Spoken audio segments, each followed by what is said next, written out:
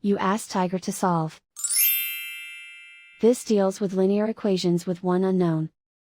The final result is m equals 12. Let's solve it step by step. Group all m terms on the left side of the equation. Subtract 4m from both sides. Group like terms. Simplify the arithmetic.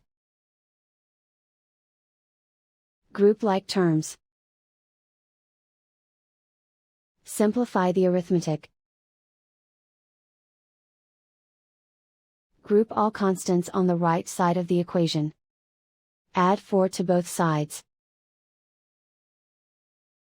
Simplify the arithmetic.